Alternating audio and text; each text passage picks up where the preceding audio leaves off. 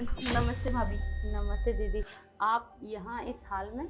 हाँ भाभी, वो कहते हैं ना, जब बच्चे की पहली डिलीवरी होती है ना तो मायके में होती है, इसलिए मैं यहाँ पर आ गई। और मेरी सासू माँ ने कहा है अपने घर वालों के साथ रहेगी तो अच्छा फील करेगी, तो क्या कुछ दिन मैं यहाँ रुक सकती हूँ? कैसी बात कर रही हैं दीदी? आप ही का घर है, आइए ना। Thank you.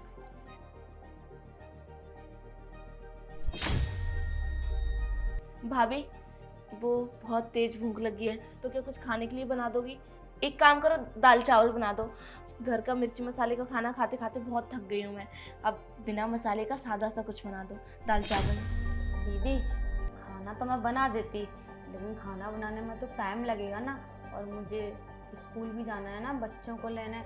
टाइम भी हो चुका है ना, 1 बजे उनकी छुट्टी होती है।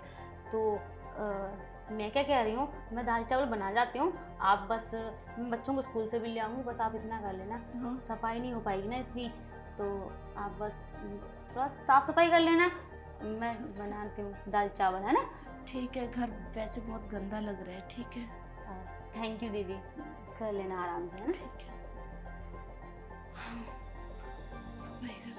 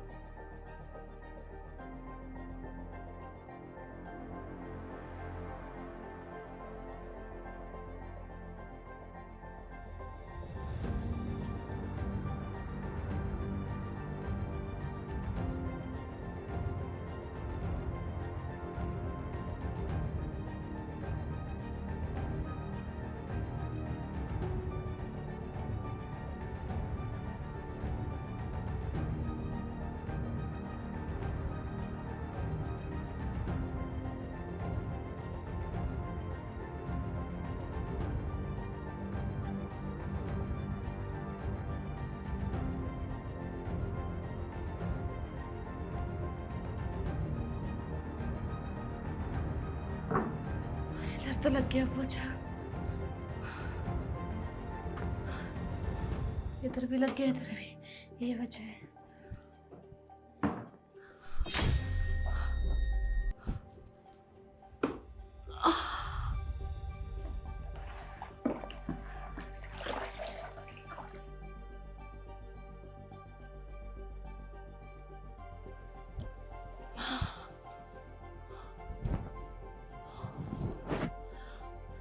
भाभी,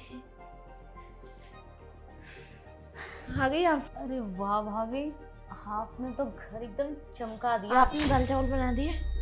हाँ, दाल चावल तो मैंने चढ़ा दिए हैं, और वो तो अब बन भी गए होंगे। मैं लेकर के आती हूँ। दीदी, एक बात बोलनी थी। बोलो। वो, आप अगर मुझे पहले बता देते ना कि आप यहाँ रहने के लिए आ रहे हो, तो मैं ना गेस्ट रूम साफ करके रखती। काफ़ी टाइम से साफ नहीं हुआ है, वो बहुत गंदगी भी है। अब मैं बच्चों को लेने जाऊंगी स्कूल, फिर वहाँ की मैडम चिक चिक करती है, मेरा तो वैसे भी सर में दर्द हो रहा है, ये रह जाएगा। और वैसे भी अब आपको तो रहना ही है, तो दाल चावल बनाना रख दिया है मैंने। बस आके मैं सर्व कर दूंगी, बच्चों को लेने जा रही हूँ पास के स्कूल में से। आप बस देख लेना गेस्ट रूम, है ना? कर लेना। थैंक यू, आप कितनी अच्छी है।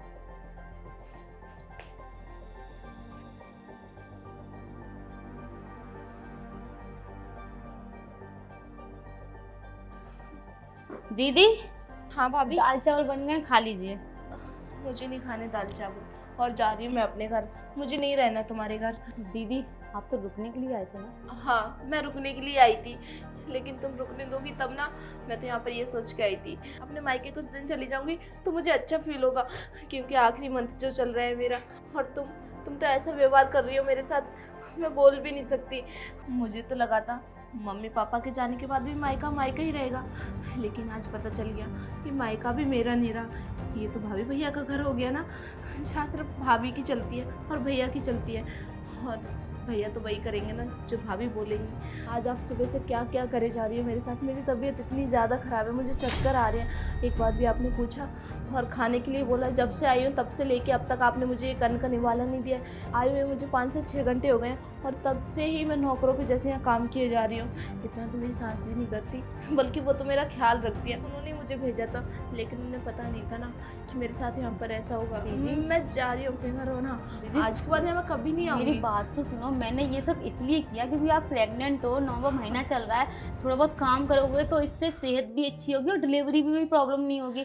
बस मैंने ये आपके भले के लिए किया। दाल चावल तो मैंने बना दिए ना, अगर आपको कुछ और चाहिए तो मैं वो भी बना देती मैं हूँ। काम करने से कभी पीछे नहीं हटती।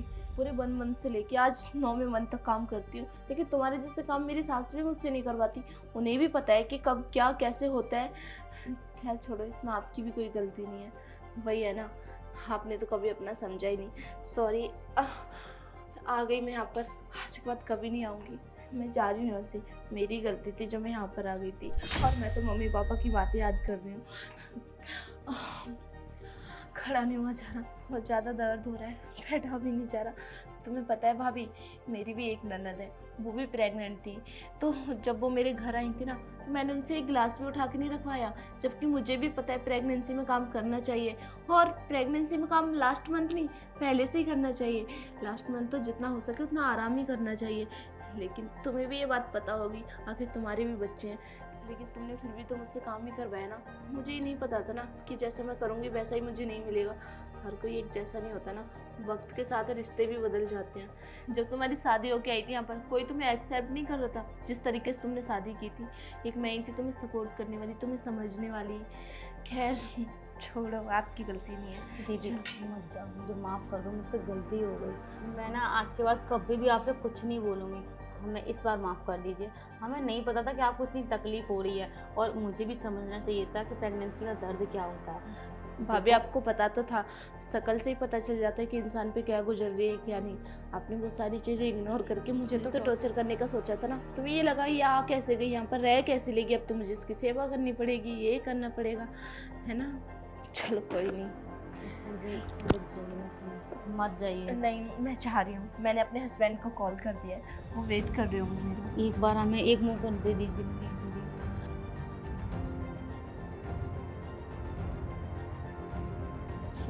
ये मैंने क्या कर दिया? अरे ननद थी वो मेरी, भाभी हूँ मैं उसकी। ऐसे नहीं करना चाहिए था। मैंने वही किया जो हर भाभी एक ननद के साथ करती है। थोड़ा सा प्यार कर लेती, थोड़ा उसका डिलीवरी के टाइम में साथ दे देती तो क्या जाता मेरा। लेकिन नहीं, मुझे भी औरों के जैसे बनना है। बनो औरों के जैसा। इंसानियत तो ख़त्म ही हो चुकी है इस दुनिया से, वही मैंने किया है।